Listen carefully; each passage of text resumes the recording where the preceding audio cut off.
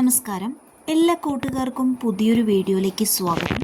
നമ്മൾ ഇന്ന് നടന്ന ഓണപ്പരീക്ഷ 6ാം ക്ലാസ്സിൻ്റെ അടിസ്ഥാന പാഠവലിയിലെ ചോദ്യോത്തരങ്ങളാണ് ചർച്ച ചെയ്യാൻ പോകുന്നത്. കൂട്ടുകാരെ, എങ്ങനെയുണ്ടായിരുന്നു പരീക്ഷ? നല്ല എളുപ്പമായിരുന്നു അല്ലേ? ഇനി നമുക്ക് ഉത്തരം നോക്കിയാലോ. ഒന്നാമത്തെ ചോദ്യം ഒരു പാരഗ്രാഫ് തന്നിട്ടുണ്ട്. അത് വായിച്ച് ചോദ്യങ്ങൾക്ക് ഉത്തരം എഴുതാനുള്ള ഒരു ചോദ്യമാണ്. അപ്പോൾ എല്ലാ കൂട്ടുകാരും നിർബന്ധമായും ചെയ്യേണ്ട ഒരു ക്വസ്റ്റ്യൻ ആണിത്. അപ്പോൾ നമുക്ക് ചോദ്യം നോക്കാം. വായിക്കാം, എഴുതാം. നമ്മുടെ ചിന്തകളെയും വികാരങ്ങളെയും ഏറ്റവും മനോഹരമായി പ്രകടിപ്പിക്കാൻ സാധിക്കുന്നത് മാതൃഭാഷയിലൂടെയാണ്. അമ്മയുടെ സ്നേഹം പോലെയാണ് നമുക്ക് മാതൃഭാഷ. മലയാളം വെറുമൊരു ഭാഷ മാത്രമല്ല, അത് കേരളത്തിൻ്റെ സംസ്കാരവും ചരിത്രവും നമ്മുടെ ജീവിത രീതിയും കൂടിയാണ്. മറ്റു ഭാഷകൾ പഠിക്കുന്നത് നല്ലതാണെങ്കിലും സ്വന്തം ഭാഷയെ മറന്നുകൊണ്ടുള്ള ഒന്നാകരുത് അത്. മാതൃഭാഷയിൽ നല്ല അടിത്തറയുള്ള കുട്ടികൾക്ക് മറ്റ് ഏത് ഭാഷയും വളരെ എളുപ്പത്തിൽ പഠിച്ചെടുക്കാൻ സാധിക്കും. അതുകൊണ്ട് മലയാളം തെറ്റുകൂടാതെ സംസാരിക്കാനും എഴുതാനും വായിക്കാനും നമ്മൾ ഓരോരുത്തരും ശീലിക്കേണ്ടതുണ്ട്. ഇനി ചോദ്യം നോക്കാം. നമ്മുടെ ചിന്തകളെയും വികാരങ്ങളെയും ഏറ്റവും മനോഹരമായി പ്രകടിപ്പിക്കാൻ സാധിക്കുന്നത് ഏതു ഭാഷയിലാണ്? ഉത്തരം മാതൃഭാഷ. രണ്ടാമത്തെ ചോദ്യം, മാതൃഭാഷയുടെ മാധുര്യത്തെ സൂചിപ്പിക്കുന്നത് എങ്ങനെയാണ്? ആ പാരഗ്രാഫിൽ തന്നെ പറയുന്നുണ്ട്, അമ്മയുടെ സ്നേഹം പോലെ. ഓക്കെ, അപ്പോൾ 2 ചോദ്യത്തിന് ഉത്തരം കിട്ടിയല്ലോ. മാതൃഭാഷയുടെ മാധുര്യത്തെ സൂചിപ്പിക്കുന്നത് അമ്മയുടെ സ്നേഹം പോലെ. ഇനി ഇതിൽ തന്നെ സി ക്വസ്റ്റ്യൻ നോക്കാം. കേരളത്തിൻ്റെ സംസ്കാരവും ചരിത്രവും ജീവിത രീതിയും അടങ്ങിയിരിക്കുന്ന ഭാഷ ഏതാണ്? ഉത്തരം മലയാളം. അതിൽ ഡി ക്വസ്റ്റ്യൻ, തന്നിരിക്കുന്ന ലേഖനത്തിൻ്റെ പ്രധാന ആശയം എന്താണ്? ഓപ്ഷൻ നോക്കാം. എ, കവിതകൾ എഴുതണം.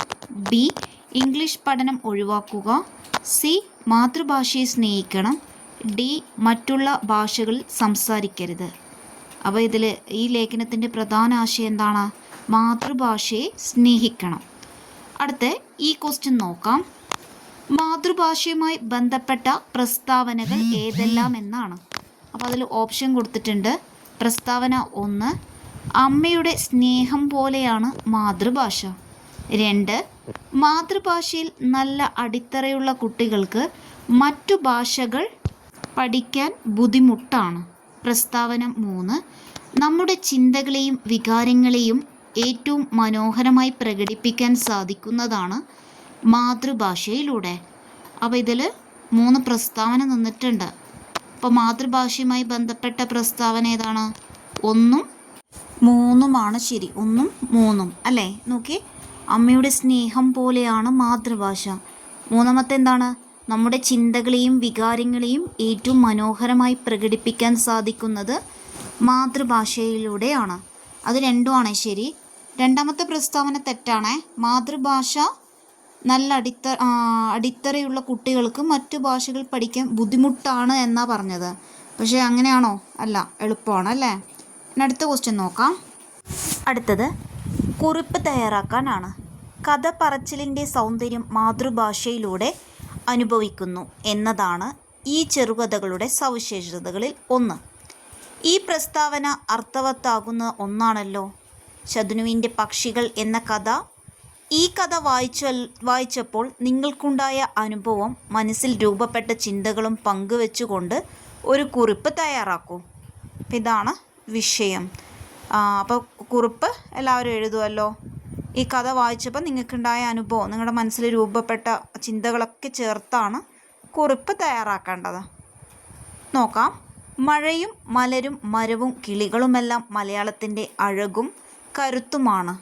ഡോക്ടർ വത്സലൻ പാതുശ്ശേരിയുടെ മാതൃഭാഷയും പരിസ്ഥിതിയും എന്ന ലേഖനത്തിൽ പരിസ്ഥിതി സംരക്ഷണത്തിനുള്ള പ്രധാന മാർഗം എന്താണ്? അതിൽ ഓപ്ഷൻ തന്നിട്ടുണ്ട്. കാടിനെ സംരക്ഷിക്കുക, മാതൃഭാഷയുമായുള്ള ബന്ധം ബലപ്പെടുത്തുക. സി, പരിസ്ഥിതിയെ മലിനമാക്കാതിരിക്കുക. ഡി, രാസകീടനാശിനികൾ ഉപയോഗിക്കാതിരിക്കുക. അപ്പോൾ നമ്മുടെ ചോദ്യം എന്താണ്? പരിസ്ഥിതി സംരക്ഷണത്തിനുള്ള പ്രധാന മാർഗം ഇവയിൽ ഏത്? ഉത്തരം മാതൃഭാഷയുമായുള്ള ബന്ധം ബലപ്പെടുത്തുക. ഓപ്ഷൻ ബി ആണ്. ഇനി അതിലെ സി ക്വസ്റ്റ്യൻ നോക്കാം. ശാന്തനു കണ്ട സ്വപ്നത്തിൽ പലതരം പക്ഷികളുണ്ടായിരുന്നു. 2. ശാന്തനു എല്ലാ പക്ഷികളെയും ശ്രദ്ധയോടെ പിന്തുടർന്നു. 3. ശാന്തനു കണ്ട പക്ഷികൾ ഭംഗിയില്ലാത്തതും തൂവലുകൾ കൊഴിഞ്ഞതും ആയിരുന്നു. അപ്പം ഇതിലേതെല്ലാം പ്രസ്താവനയാണ് ശരി എന്നാണ് ചോദിച്ചത്. 1, 2 ശരി, 1, 3 ശരി, എല്ലാം ശരി, 1, 3 ശരി. അപ്പോൾ ഉത്തരം 1, 2 ശരി. ഉത്തരം 1, 2 ശരി. അടുത്ത ക്വസ്റ്റ്യൻ. മൂന്നാമത്തത് വിശകലനക്കുറിപ്പ് എഴുതാനും അഭിപ്രായക്കുറിപ്പാണ്. അപ്പോൾ 2 ഈ 2, 3 എയിലോ ബിയിലും ഏതെങ്കിലും ഒരു ക്വസ്റ്റ്യൻ എഴുതിയാൽ മതി. അപ്പോൾ വിശകലനക്കുറിപ്പിൽ നമുക്ക് ചോദ്യം നോക്കാം. ഒന്നാമത്തത് മണ്ണിൻ്റെ സംഗീതം മാതൃഭാഷ, മധുവാർന്ന വാക്കാണെൻ മാതൃഭാഷ, അറിവാം വെളിച്ചത്തെ തൂകിയെന്നും അഭിമാനമാകുമെൻ മാതൃഭാഷ. തന്നിരിക്കുന്ന വരികൾ വിശകലനം ചെയ്ത് മാതൃഭാഷയുടെ പ്രാധാന്യത്തെക്കുറിച്ച് തയ്യാറാക്കണം. അപ്പോൾ നമുക്ക് ഇതിൽ വിശകലനക്കുറിപ്പ് പുറമെ ഇതിനെക്കുറിച്ച് മാതൃഭാഷയുടെ പ്രാധാന്യം ഓൾറെഡി ആദ്യത്തെ ഒരു പാരഗ്രാഫിൽ തന്നെ പറയുന്നുണ്ടല്ലേ മാതൃഭാഷയുടെ പ്രാധാന്യത്തെക്കുറിച്ച്. അപ്പോൾ അതെല്ലാം ഉൾപ്പെടുത്തിക്കൊണ്ടും ഈ കൊടുത്ത വരികൾ താരതമ്യം ചെയ്തുകൊണ്ടും വിശകലനക്കുറിപ്പ് എഴുതണം. അതെല്ലാവരും എഴുതി കാണുമല്ലോ. മനസ്സിൻ്റെ സംഗീതം മാതൃഭാഷയാണ്, മധുവാർന്ന വാക്കാണെൻ മാതൃഭാഷ, അറിവാം വെളിച്ചത്തെ തൂകിയെന്നും അഭിമാനമാകുമെൻ മാതൃഭാഷ. ഇനി അതിൽ ബി ക്വസ്റ്റ്യൻ നോക്കാം. അഭിപ്രായക്കുറിപ്പ് വരുമ്പോൾ നമ്മുടെ അഭിപ്രായം കൂടി ഇതിൽ ഉൾപ്പെടുത്താം. ആദ്യം തന്ന കവിത നല്ലോണം ഏതൊരു ക്വസ്റ്റ്യൻ ആയാലും ആദ്യം നല്ലോണം നിങ്ങൾ ആ കവിതകൾ 2-3 തവണ വായിച്ചു നോക്കണേ. എങ്കിൽ മാത്രമേ നിങ്ങൾക്ക് അതിൻ്റെ അർത്ഥം കിട്ടുകയുള്ളൂ. എന്നിട്ട് അതിൽ നിന്ന് എന്താണോ നിങ്ങൾക്ക് മനസ്സിലായത് അതാണ് അഭിപ്രായക്കുറിപ്പിൽ എഴുതേണ്ടത്. അപ്പോൾ ആരാണ് എഴുതിയത്, എന്താണ് അതിൽ പറയുന്നത്, അതുപോലെ താഴെ കൊടുത്തിട്ടുണ്ട് മാതൃഭാഷ നമ്മെ ചേർത്ത് നിർത്തുന്നു എന്ന പാഠഭാഗത്തിലെ ആശയം കൂടി നമ്മുടെ അഭിപ്രായക്കുറിപ്പിൽ ഉൾപ്പെടുത്തണമെന്ന്. അപ്പോൾ ആ പാഠഭാഗത്തിൽ പഠിച്ച കാര്യങ്ങളും ഇതും ചേർത്ത് നല്ലൊരു അഭിപ്രായക്കുറിപ്പ് തയ്യാറാക്കുമല്ലോ. നമുക്ക് ഓണപ്പരീക്ഷയ്ക്ക് കഴിഞ്ഞ് ഈ ക്വസ്റ്റ്യൻ എല്ലാം നോട്ട് ബുക്കിൽ എഴുതി കൊണ്ടുപോകാൻ ടീച്ചേഴ്സ് പറയും. അപ്പം അന്നേരം നിങ്ങൾ ഇത് ഓരോ പ്രവർത്തനങ്ങളും നിങ്ങൾ ഇപ്പം തന്നെ എഴുതി തുടങ്ങാവുന്നതാണ്. അടുത്ത ദിവസങ്ങളിൽ സോഷ്യലും ബേസിക്കും ഒക്കെ വരുന്നുണ്ട് എക്സാം. അപ്പോൾ അതിൻ്റെ ക്വസ്റ്റ്യൻസ് ഒക്കെ നമ്മൾ ഡിസ്കസ് ചെയ്യുന്നുണ്ട്. അതിനുവേണ്ടി ചാനൽ ഒന്ന് സബ്സ്ക്രൈബ് ചെയ്യണേ. വാസുദേവൻ നായരുടെ വരികളാണ് കൊടുത്തത്. നമുക്കറിയാം നമ്മുടെ പാഠപുസ്തകത്തിൽ മാതൃഭാഷയുമായി ബന്ധപ്പെട്ട് കുറേ വരികൾ കൊടുത്തിട്ടുണ്ടല്ലേ. അപ്പോൾ നോക്കാം. എൻ്റെ ഭാഷ എൻ്റെ വീടാണ്, എൻ്റെ ആകാശമാണ്, ഞാൻ കാണുന്ന നക്ഷത്രമാണ്, എന്നെ തഴുകുന്ന കാറ്റാണ്. എം.ടി. വാസുദേവൻ നായർ. മുകളിൽ കൊടുത്ത വരികളിലെയും മാതൃഭാഷ നമ്മെ ചേർത്തു നിർത്തുന്നു എന്ന പാഠഭാഗത്തിലെയും ആശയങ്ങൾ ഉൾപ്പെടുത്തി നിങ്ങളുടെ അഭിപ്രായം കുറിപ്പായി എഴുതും. അപ്പോൾ ആദ്യം അഭിപ്രായക്കുറിപ്പാണ് ചോദ്യം. അപ്പോൾ ഈ മുകളിൽ കൊടുത്തത് കണ്ടല്ലോ എം.ടി. വാസുദേവൻ നായർ. അപ്പോൾ എം.ടി. പറയാൻ എന്താണ്? എൻ്റെ ഭാഷ എൻ്റെ വീടാണ്, എൻ്റെ ആകാശമാണ്, ഞാൻ കാണുന്ന നക്ഷത്രമാണ്, അല്ലേ, എന്നെ തഴുകി വരുന്ന ആ ഒരു കാറ്റാണ് എൻ്റെ ഭാഷ. അപ്പം അതുപോലെ നമ്മുടെ പാഠപുസ്തകത്തിലും മാതൃഭാഷയെക്കുറിച്ച് പറയുന്നുണ്ടല്ലോ. ഇത് രണ്ടും ചേർത്ത് അഭിപ്രായക്കുറിപ്പ് എഴുതാനാണ് പറയുന്നത്. ഒന്നുമില്ലെങ്കിൽ നമ്മുടെ ഒന്നാമത്തെ ക്വസ്റ്റ്യൻ്റെ ഒരു പാരഗ്രാഫ് തന്നെ മാതൃഭാഷയെക്കുറിച്ച് പറയുന്നുണ്ട്. അതും നമുക്കിതിൽ വേണമെങ്കിൽ ഉൾപ്പെടുത്താം. അതും കൂടി ഇതിൽ ഉൾപ്പെടുത്താം.